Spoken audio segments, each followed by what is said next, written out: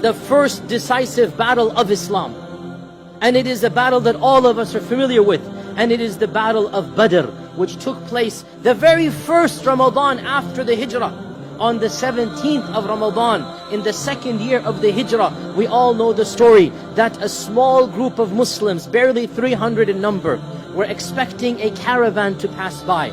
So they were not prepared, they weren't wearing armor. This was a raid on a caravan, it was not an army expedition.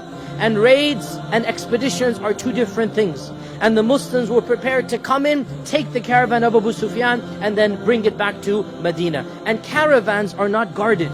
Caravans do not have armies. Caravans do not have horses. Caravans do not have armors and weaponry. We all know the story. Abu Sufyan heard what happened. He changed his route. He sent for an army from Mecca. So 1,000 soldiers from the Quraysh marched forward. 1,000 armed men with hundreds of camels, hundreds of horses, with military equipment, hundreds of suits of armor. And the Muslims were now wondering what to do. Should we proceed? Should we go back? And the Prophet ﷺ gave that passionate speech that we all know, and the Sahaba were all riled up. And Sa'd ibn Mu'adh said, Ya Rasulullah, go forth, for by Allah, even if you take us into the ocean, we will go behind you.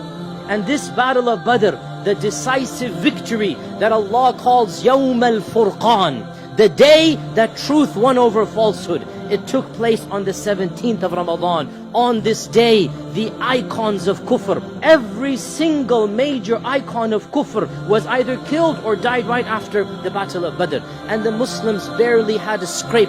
Barely 2 or 3 people died, and the Quraysh had 73 prisoners of war taken to Medina. This day of Furqan, Allah subhanahu wa ta'ala reminds the believers that on this day, Allah had promised you would be victorious over one of the two groups, either the caravan or the army. And you wanted the caravan because that was easier for you. But Allah subhanahu wa ta'ala had wanted something greater than that, so that the truth can be manifest over falsehood.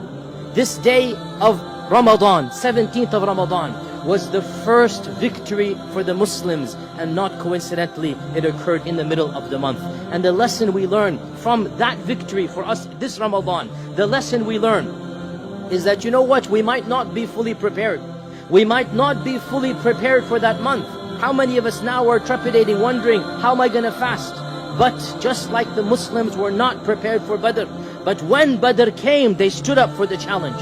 When Badr occurred, they put their trust in Allah subhanahu wa ta'ala, and Allah subhanahu wa ta'ala gave them that victory. Even if we feel unprepared for Ramadan, and many of us are spiritually and perhaps even physically unprepared right now, even if we feel unprepared, put our trust in Allah, and Allah Azza wa Jal will cause us to be victorious in this month.